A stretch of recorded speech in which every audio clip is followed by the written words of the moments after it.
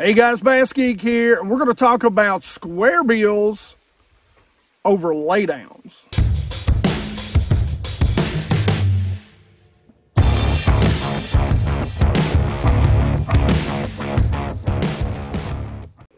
Alright guys, so before we get started talking about Squarebills through laydowns in the fall, one of the things I want to talk to you about is Mystery Tackle Box. Guys, you know I've partnered with them now for several years. I used to get the box myself, paid for it straight out of my pocket way back in the day. Enjoyed getting the different array of baits and trying new companies and new lures that were a little bit out of my safety net. I say it all the time, it's especially like us old heads. We get stuck in ruts, fishing certain bites, certain ways every single year. And this is a great way to change it up. Now, all that being said, basically they send me a Mystery Tackle Box Pro every single month, and I do a how-to on one of the baits. Again, we're going to talk about the Squarebill today, and then I give it away, the whole box, to one of you guys. So really, I'm doing this for you to get some baits in your hand to give back to you guys for everything that you do for BassGeek. I appreciate the heck out of it. So this is for you guys. This is a giveaway for you. I literally get nothing out of it. Now, all that being said, guys, there is a code down there. So if you want to start a Mystery Tackle Box subscription with the holidays coming up, it's a great holiday gift. And there is a code down there so you can get your first box super cheap. Make sure you go down and check out the code in the description and let them know that old BassGeek sent you. That way they keep sending me boxes and I keep giving them to you guys. Let's talk about what's in the box. And I know you're not going to believe this, but yes, there are swim baits in here, and it was really hard for me not to do a shallow water swim bait video for you this time of year going down the bank. Those are the Savage Gear 3D bait fish paddle tails. They're internally weighted, something good to throw even down the bank during the fall. Something else good to throw, this is a JLD 2 series. This is by Baker Lures. Nice little finesse jerk bait. Got a Guggen, looks like a Grass Hero swim jig. Little 1/4 ounce grass jig right there. Nice little finessey grass jig. Got some pretty cool baits here. This is spear point, or hooks I should say, spear point hooks. You guys have seen me use those. From 13 Fishing, we've got a nice little finesse worm, the Joystick Ultra Thin. That sounds like a lot of things that we'll not talk about. Always get you a Dibble Digest. Of course, here's the retail for the box. And as always, a cool little sticker to go along with it. So today, what we're going to throw out of the box is going to be one of the Mark Daniels Jr. signature lures. This is by Bill Lewis, the makers of the Rattle Trap, of course.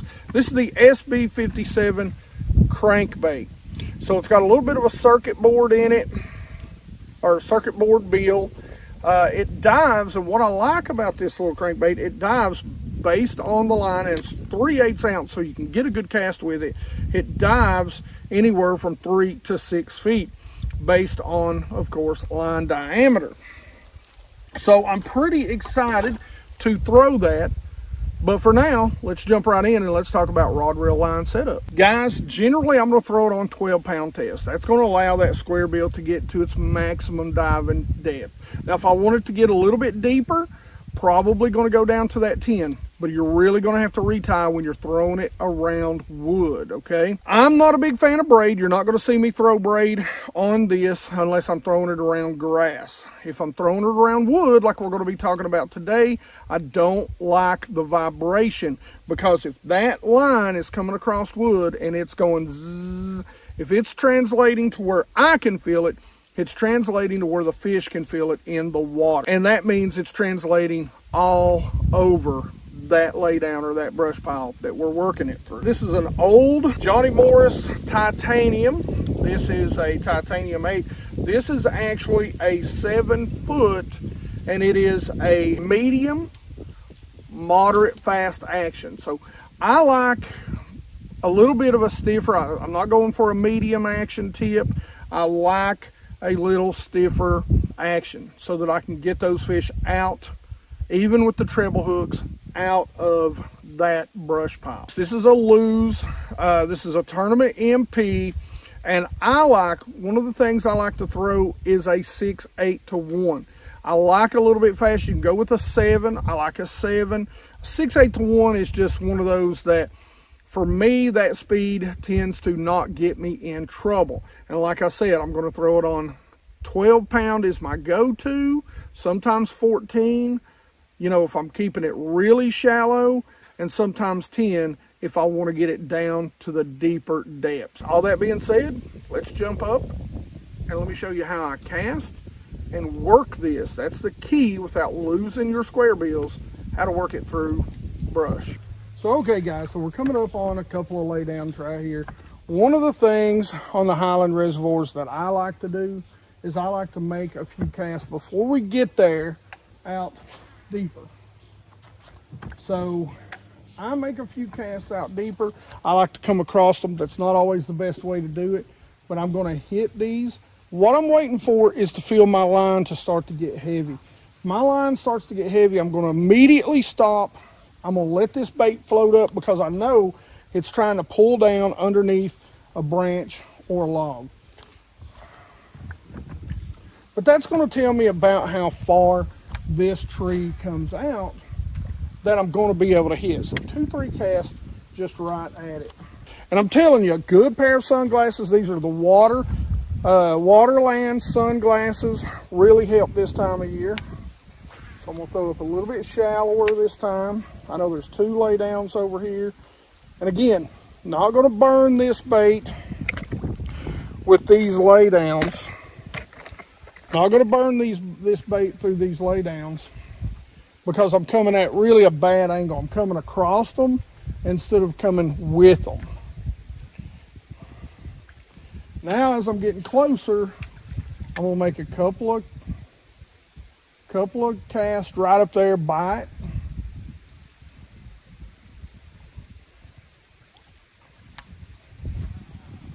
Coming right down with it. I'll move my rod tip a lot too. I'm going to stay out here.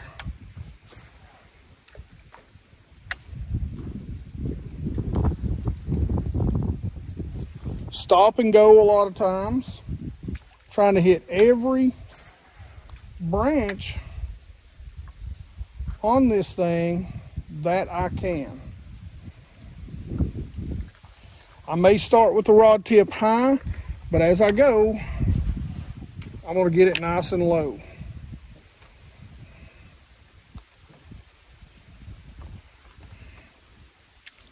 All right, got another one right here. I'm going to hit it, try and come right across it.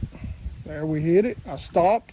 Another thing is when you hit it, you feel it pop free, stop it for a split second. Now, these big laydowns like this, I'm going to try and stay off of them. They're up out of the water. I'm going to try a few target casts.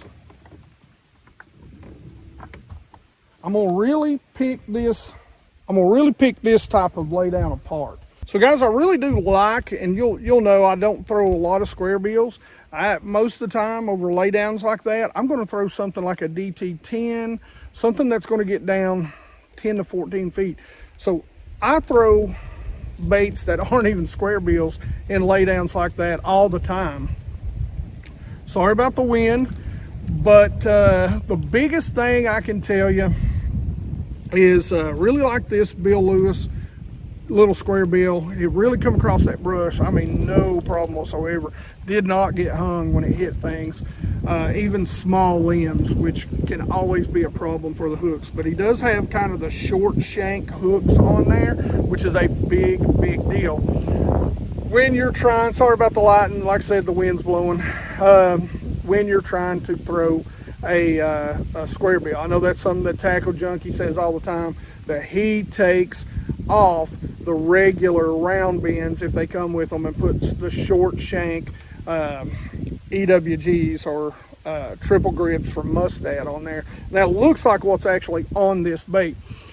So don't be afraid to throw into heavy brush piles. Like I said, it's almost like flipping a jig. You get up there, you just got to come with the direction of the tree, you know, how all the branches and stuff. It's going to keep you from getting hung up as nearly as much, but you pick it apart almost like pitching and flipping. You just throw in those holes and work it out. And a lot of times during the fall, that little bait is going to get you bit, because they love to go to that wood. It's dark, it stays warmer a lot longer. All right, as always, guys, well, I know what you're waiting for, and the truth is you're waiting to see how you can win it. Just put hashtag Squarebill in the comment section below. So tell me your favorite Squarebill. Tell me your favorite way to fish a Squarebill, whether it be over wood, rock, or grass. And give me some tips. I'm not a great Squarebill angler. I throw a lot of crankbaits, but you know, a Squarebill just don't stay deep enough for me. You know, that out there, it was barely touching it, and I was throwing it right against the bank most of the time. Like I said, questions, comments in the comment section below. You guys know I love to talk about fishing with you. Hashtag Squarebill to be entered into the giveaway of this box. Like it if you like it. Don't forget to subscribe. Make sure you hit that bell so you get the notifications when these videos come out, guys. I appreciate the support more than anything. Please keep it up. Share it.